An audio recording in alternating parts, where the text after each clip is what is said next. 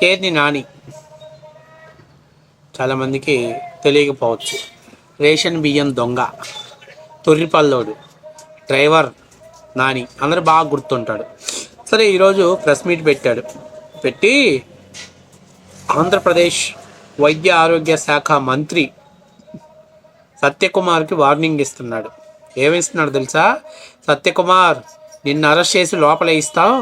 నువ్వు PPP మోడల్స్లో స్కూళ్ళని, medical కాలేజెస్ని private పరం చేసావు కాబట్టి మోడీ గారు చెప్పినా మేము మోడీకి ఎలాగలా చెప్పి నిన్ను మాత్రం వదిలిపెట్టు, నిన్ను అరెస్ట్ చేయిస్తామని చెప్పేసి మాట్లాడుతున్నాడు.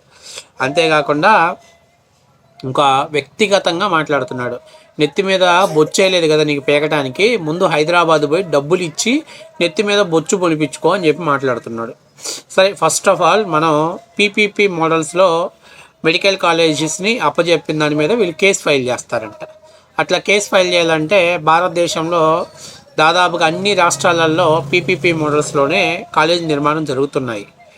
కేంద్ర ప్రభుత్వం కూడా ఆయుష్మాన్ భారతి ద్వారా వాళ్ళు మెడికల్ కాలేజెస్ అనౌన్స్ చేసేటప్పుడు కూడా పీపీపీ మోడల్స్లోనే కట్టండి, ప్రభుత్వం ప్రైవేటు పార్ట్నర్షిప్తోనే నడపండి అని చెప్పేసి కేంద్ర ప్రభుత్వం కూడా ఆ రోజు చెప్పడం జరిగింది. అయితే మన జగన్మోహన్ రెడ్డి లేదు నేను పీపీపీ కాదు, నేను మామూలుగా కడతాను, నేను పెద్ద పోటుగాన్ని, మీరు ఫండింగ్స్ నాకు ఇవ్వండి, నేను కట్టేస్తానని చెప్పి కేంద్రం దగ్గర, నాబార్డ్ దగ్గర నుంచి, అట్లాగే కొన్ని మెడికల్ కాలేజెస్కి అనుబంధమైన సంస్థల దగ్గర నుంచి రుణాలు తెచ్చుకొని ఆ డబ్బులన్నీ కూడా పర్సనల్స్గా వాడుకొని కాలేజీని అరకొర కాలేజీలు నిర్మించి కొన్ని కాలేజీలకు అసలు పునాదులు కాడే ఉంచాడు. కొన్ని కాలేజీలు ఒక 10 to 15% కంప్లీట్ చేశాడు.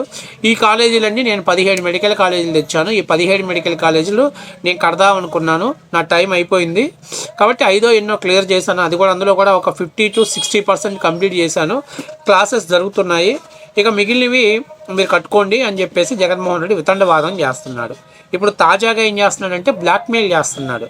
నేను వదిలిపెట్టను, అరెస్ట్ చేయిస్తాను అని చెప్తున్నాడు. సరే, పేరు నేను నిన్ను అడుగుతున్నా, జగన్మోహన్ రెడ్డి గారు వెళ్ళి మోడీ దగ్గరికి చెప్తాడా, లేకపోతే పనిలో పని నువ్వు ఎట్లాగో ఖాళీగా ఉన్నావు కదా అని చెప్పేసి నిన్ను తీసుకెళ్ళి మోడీ గారి దగ్గర చెప్పిస్తాడా అనేది క్లారిటీ ఇవ్వాలి. చెప్తే ఏ భాషలో చెప్తావు? నీకు జగన్మోహన్ రెడ్డికి హిందీ రాదు. ఓ హైతో తూబే బాతా అంటే చల్ జావ్ బహార్ చల్ జాయే అంటారు వాళ్ళు, వెళ్ళిపోవాల్సిందే. తర్వాత రెండో విషయం ఏంటంటే, మీరు బీజేపీ వాడిని టచ్ చేసే మగతనం దమ్ము మీ దగ్గర లేదురయ్యా. 5 ఏళ్లలో జగన్మోహన్ రెడ్డి ఢిల్లీకి వెళ్ళి తలుపులు వేసుకొని మోడీ దగ్గర ఏం మాట్లాడాడో ఎవరికి తెలియదు. ఉత్తర కుమారుడి ప్రగల్భాలు పలకమాక. మీరేందో, మీ క్యారెక్టర్ ఏందో, మీ బతుకేందో ఆ రాష్ట్ర ప్రజలందరూ కూడా చూసి గాండ్రిచ్చి మొహం మీద ఊసి ఇట్లాంటోడు మనకి మన రాష్ట్ర ప్రయోజనాలను కాపాడతాడా, ముడ్డి కింద ఇన్ని కేసులు ఉన్నవాడు మనల్ని కాపాడతాడా అని చెప్పేసి రాష్ట్ర ప్రజలు నిర్ణయం తీసుకొని ఈ జగన్మోహన్ రెడ్డి అనేటువంటి వ్యక్తి మోడీ కాళ్ళ దగ్గర దండం పెట్టడానికి తప్ప నుంచి, అన్న ఆడవాళ్ళ మీద తప్ప నుంచి మగవాళ్ళ మీద ప్రతాపం చూపించలేడని డిసైడ్ చేసుకున్న తర్వాత రాష్ట్ర ప్రజలు కూటమి ప్రభుత్వానికి అధికారాన్ని ఇచ్చారు. మరి నాకు అర్థం కావట్లా, మీరు బాబాయ్ వివేకానంద హత్య కేసు గురించి పోయిన ప్రతిసారి, ఆ కేసు కదిలిన ప్రతిసారి మోడీని దర్శనం చేసుకుంటారు. సిబిఐ కేసుల చలనం వచ్చిన ప్రతిసారి మీరు మోడీ గారు దర్శనం చేసుకుంటారు. అట్లాగే ఈడీ కొంచెం అటాచ్మెంట్, ఈడీ వాళ్ళు కొంచెం ఫోర్స్ పెంచిన ప్రతిసారి మోడీ దర్శనం చేసుకుంటారు. మీరు పోయి సత్యకుమార్ని అరెస్ట్ చేయించి లోపల పెట్టి మీరు మోడీ చెప్పినా వినరా? అంత పెద్ద మొగోళ్ళు ఉన్నారా మీరు? రాష్ట్రంలో దేశం మొత్తంలో అన్ని రాష్ట్రాలలో పీపీపీ మోడల్స్లోనే మెడికల్ కాలేజీలు కడుతుంటే అది అక్కడ తప్పు, మేము చేసింది రైట్ అని అంటాడా? వీడంటాడు ఎయిమ్స్ హాస్పిటల్లో ఫ్రీగా వైద్యం చేస్తున్నారన్నారు.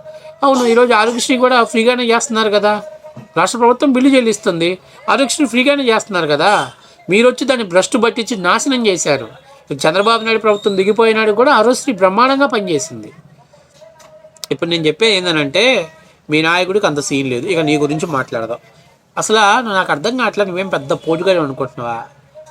నువ్వేంటి, నీ క్యారెక్టర్ ఏంటి?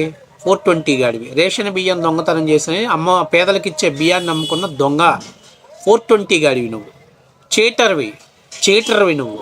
ఈ డబ్బును తీసుకొచ్చి ఎన్నికల ఖర్చు పెట్టినటువంటి దొంగవి నువ్వు. నీ కొడుకుని గెలిపించుకోవడం కోసం దొంగ ఇళ్ల పట్టాలని క్రియేట్ చేసినటువంటి ఒక 420 గాడివి.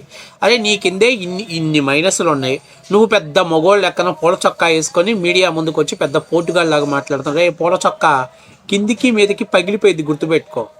చంద్రబాబు నాయుడు వదిలేశాడు, ఏదో కాళ్ళు వేళ్ళ పట్టుకొని మా పెళ్ళాన్ని అరెస్ట్ చేయగాకండి, ఆడవాళ్ళని అరెస్ట్ చేయొద్దు దయచేసి అది ఇదని రిక్వెస్ట్ చేసి అడుక్కొని వచ్చిన ముండా నువ్వు మీడియా ముందుకు వచ్చి పెద్ద తొర్రిపళ్ళు వేసుకొని తెగ మాట్లాడుతున్నావు.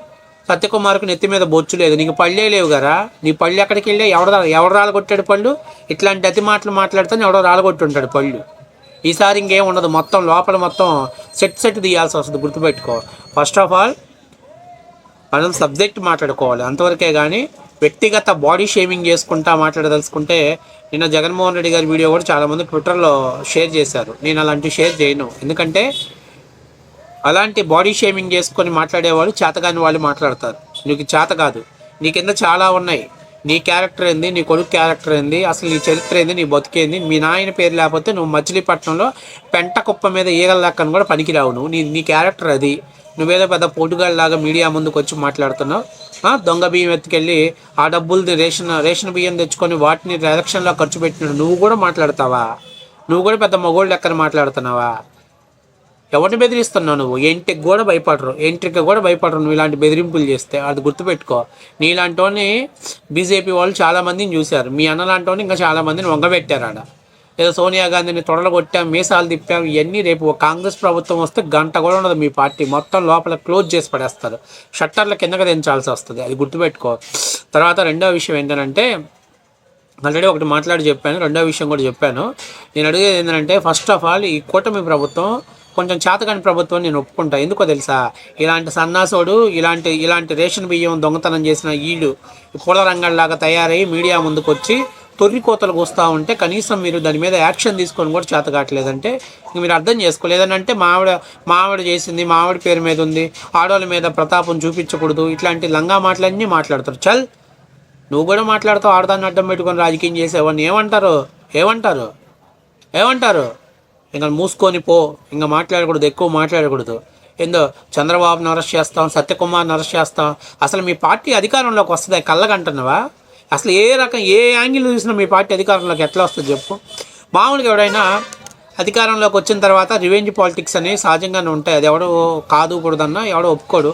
2019-24 వరకు వాళ్ళు రివెంజ్ పాలిటిక్స్ చేశారు. సరే, ఇప్పుడు కూడా రివెంజ్ పాలిటిక్స్ జరగట్లేదని నేను అనట్లా. లేదు ఈ పార్టీ పెద్ద నీతి మంత్రాల పార్టీ ఇలాంటి ఏమి ఉండదు నేను అనట్లా.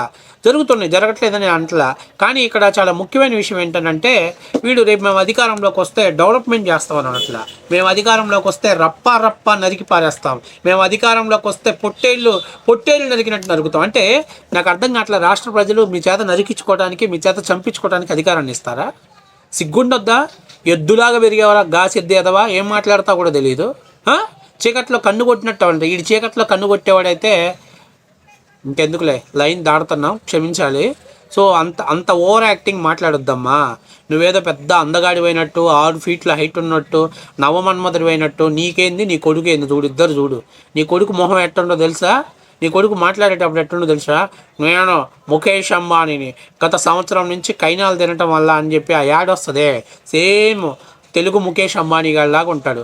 కోతి ముడ్డి ఎనికి తిప్పితే ఎలా ఉండదో అలా ఉంటుంది. కాబట్టి నేను చెప్పేది ఏంటంటే, ఇక ఒక విషయం గుర్తుపెట్టుకోవాల్సింది ఏంటంటే, ఫస్ట్ ఆఫ్ ఆల్ నువ్వు ఒక పార్టీ అధికార ప్రతినిధిగా మాట్లాడు తప్పు లేదు.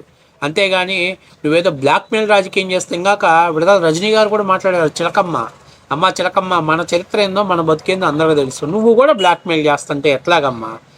ఎవరిని బెదిరిస్తున్నారు? ఎంట్రుగా కూడా బేకలేరు మీరు. మీకు అసలు 5 ఏళ్ళు కదా, ఇంకా 10 years అసలు మీకు అధికారమే రాదు. ఎవడిస్తాడు మీకు అధికారం? మీరు ఆ రప్పా డైలాగులు మానుకునే వరకు మీకు ఎవడు అధికారం ఇవ్వడు. ఈలోపు జగన్మోహన్ రెడ్డి పార్టీ ఉంచుతాడో ఎత్తేస్తాడో. తాడేపల్లి ప్యాలెస్లో షట్టర్లు దించేశాడు, యలంక ప్యాలెస్లో పార్టీ ఆఫీస్ పెట్టేశాడు. ఆడు ఉంచుతాడో వెళ్ళిపోతాడో. రేపు షర్మిల ఆ బిల్డింగ్ యలంక ప్యాలెస్ నాదేనంటే మళ్ళీ అక్కడ నుంచి తాడేపల్లి ప్యాలెస్కి వస్తాడు, లేకపోతే హైదరాబాద్ లోటస్ పాండ్కి పోతాడు. అక్కడ విజయమ్మ గారు ఉంటున్నారు, ఆమె అది నాదేనంటే మనం ఇంకా ఎక్కడ పోతాడు, పులివెందుల్లో ఎక్కడ పెట్టుకుంటాడు. సరే, ఏది ఏమైనాలే, ఎందుకంటే మన బతుకది, మన చరిత్ర అది. ఊరు ఒక ప్యాలెస్లు కట్టాము, చెల్లెళ్ళకు వాటాలు ఇవ్వాలి, అక్క తల్లుని మెడబెట్టి బయటికి గెంటేసాం, చిన్న చెల్లెల మీద నిందలేసాం. మన బతుకు, మన చరిత్రకు, మన బతుకులు కూడా మీడియా ముందుకు వచ్చి మాట్లాడతారా పేరు నిన్నని? నువ్వేదో పెద్ద నవమన్మధుడైనట్టు, నువ్వేదో పెద్ద నవమన్మధుడు ముందు తొర్రిపళ్ళు. ఆ పళ్ళే ఎక్కడే ఇట్లాగే వాగుంటాడు, ఎవడో రాళ్ళు తీసుకొని రాళ్ళు కొట్టుంటాడు వీడికి, ఈ తొర్రిపళ్ళు.